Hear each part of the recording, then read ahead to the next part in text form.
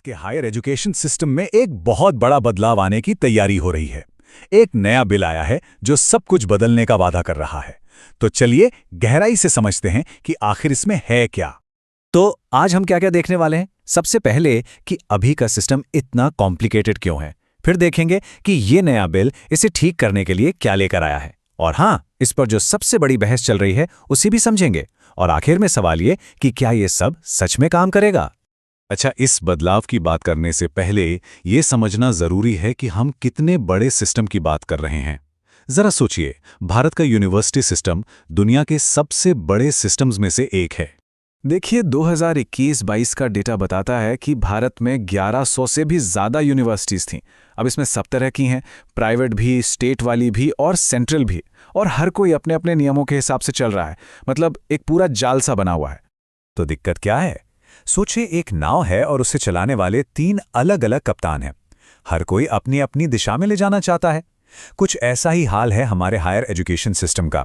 और ये जो नया बिल है वो इसी कंफ्यूजन को दूर करने का एक वादा लेकर आया है। अभी होता क्या है, यूजीसी है, एआईसीटी है, एनसीटीई है, मतलब कई अलग अलग बॉडीज हैं जो नियम बनाती हैं। अब इससे होता यह है कि इंस्टीट्यूट्स के लिए नियम भी अलग अलग हो जाते हैं। कभी कभी तो एक दूसरे से उलझ भी जाते हैं। और फिर ऊपर से इतनी सारी कागजी कार्रवाई कि इनोवेशन की स्पीड तो धीमी पड़ी जाती है। तो इसका सल्यूशन क्या निकाला गया है? एक काफी बोल्ड आइडिया है। इन सब अलग अलग बॉडीज को हटाकर एक सिंगल पावरफुल कमीशन बनाया जाए। मकसद सीधा सा है, पूरे सिस्टम को सिंपल और ऑर्गेनाइज बनाना। तो बिल का जो सबसे बड़ा पॉइंट है वो यही है कि यूजीसी, एआईसीटीई और एनसीटीई इन तीनों को मिलाकर एक बड़ी बॉडी बना दी जाए। उम्मीद यही है कि इससे काम ज्यादा एफिशिएंट तरीके से होगा और चीजों में क्लैरिटी आएगी। अच्छा, अब ये जो नया कमीशन होगा वो काम कैसे करेगा? इसके अंदर 3 अलग अलग काउंसिल होंगी। एक का काम होगा नियम बनाना, मतलब रेगुलेशन। दूसरी का काम होगा स्टैंडर्ड सेट करना। और तीसरी देखेगी क्वालिटी, यानी एक्रेडिटेशन। मतलब काम को ठीक से बांट दिया गया है ताकि हर चीज पर फोकस रहे। चलिए अब आते हैं मुद्दे की बात पर। सबसे बड़ी बहस इसी बात को लेकर है कि क्या ये नया स्ट्रक्चर सच में सिस्टम को बेहतर बनाएगा या फिर ये बस सारी पावर कुछ ही लोगों के हाथ में दे देगा। और देखिए, यहाँ एक बहुत ही इंटरेस्टिंग और बड़ा बदलाव है फंडिंग को लेकर। अब तक क्या होता था कि यूजीसी ही नियम बनाती थी और यूनिवर्सिटीज को ग्रांट्स भी वहीं देती थी। लेकिन अब सिस्टम बदल रहा है। नियम तो नई काउंसिल बनाएगी, पर ग्रांट्स वो सीधे मिनिस्ट्री ऑफ एजुकेशन से आएंगी। अब इस बदलाव से टीचर्स एसोसिएशंस काफी चिंतित हैं। उनको डर ये है कि अगर फंडिंग सीधे मंत्रालय से आएगी तो कहीं ना कहीं यूनिवर्सिटीज पर सरकारी कंट्रोल बढ़ जाएगा और इससे उनकी जो ऑटोनॉमी है, जो एकेडमिक आज़ादी है, वो खतरे में पड़ सकती है। और बात सिर्फ फंडिंग तक ही सीमित नहीं है। इस नई बॉडी को पावर्स भी बहुत ज़्यादा दी जा रही हैं।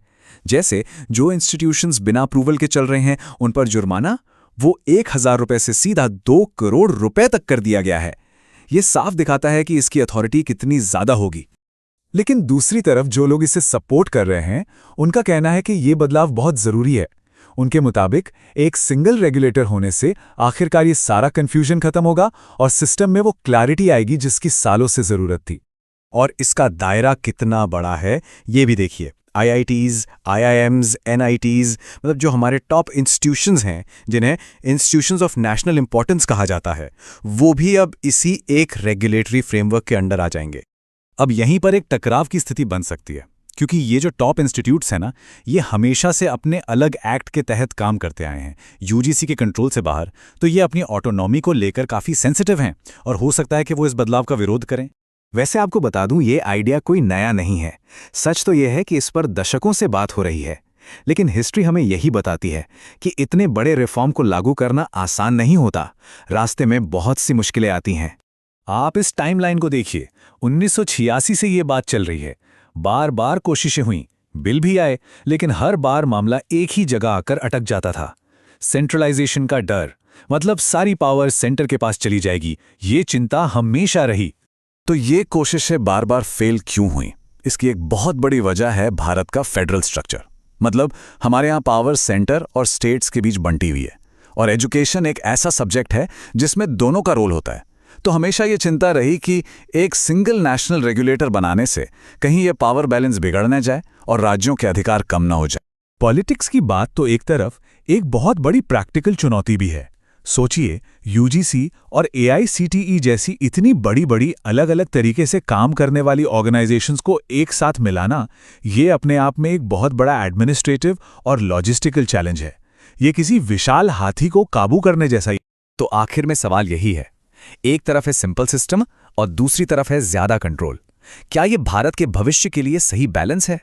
ये एक बहुत बड़ा सवाल है और इसका जवाब तो शायद वक्त ही देगा कि ये बोल्ड एक्सपेरिमेंट कामयाब होता है या नहीं।